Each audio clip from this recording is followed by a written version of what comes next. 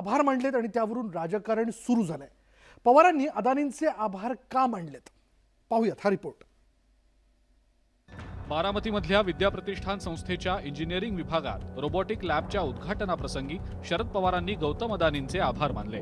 तर इंडिया आघाडीतल्या काँग्रेस आणि शिवसेना ठाकरे गटानं धारावीतल्या प्रकल्पावरनं गौतम अदानींच्या विरोधात भूमिका घेतली। शिवसेना ठाकरे गटानं धारावी ते अदानींचं कार्यालय असा मोर्चा देखील काढला होता। तर भारतातल्या आर्टिफिशियल इंटेलिजन्सचं पहिलं केंद्रासाठी गौतम अदानींनी 25 कोटींचा धनादेश पाठवल्यानं मी त्यांचे आभार मानू इच्छितो असं शरद पवारांनी स्पष्ट केलं होतं। त्यावर सुप्रिया सुळे नेमक्या काय म्हणाल्या होत्या ते आता पाहूया। आमच्याकडे तसं नाही, आमची लोकशाही आहे आणि माझ्या मते लोकशाहीमध्ये मतभेद म्हणजे काय मनभेद नाही। लोकशाहीत मतभेद असलेच पाहिजेत, पण म्हणून मनभेद नसतात।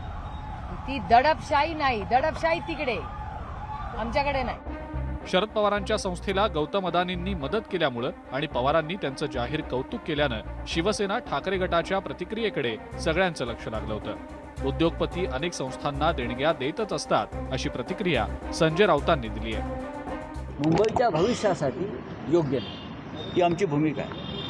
आता पवार साहेबांच्या संस्थेला त्याने देणगी दिली असेल त्याच्यामध्ये आम्हाला आक्षेप घ्यायचं काय कारण आहे? गौतम अडाणींनी प्रधानमंत्री केअर फंडाला देणगी दिलेली आहे। या सगळ्या प्रकरणावर उपमुख्यमंत्री देवेंद्र फडणवीसांनी चांगलीच फटकेबाजी केली आहे। यहाँ पर किसी एक विषय को लेकर वो विरोध करते हैं, किसी उद्योगपति का विरोध करते हैं, और वही बिहार में जो इनकी अलायंस के सबसे प्रमुख व्यक्ति जहाँ मुख्यमंत्री है वहाँ पर उनका स्वागत करके 8,000 करोड़ का निवेश उनसे ही लेते।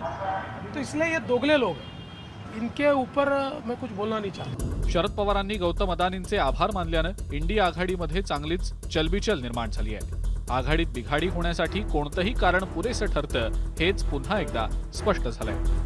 Bureau report, news 18 Lokmat. Sudhakar Badgujar आणि सलीम कुत्ता पार्टी प्रकरणाला संजय राऊतांनी वेगळं वळण दिलंय।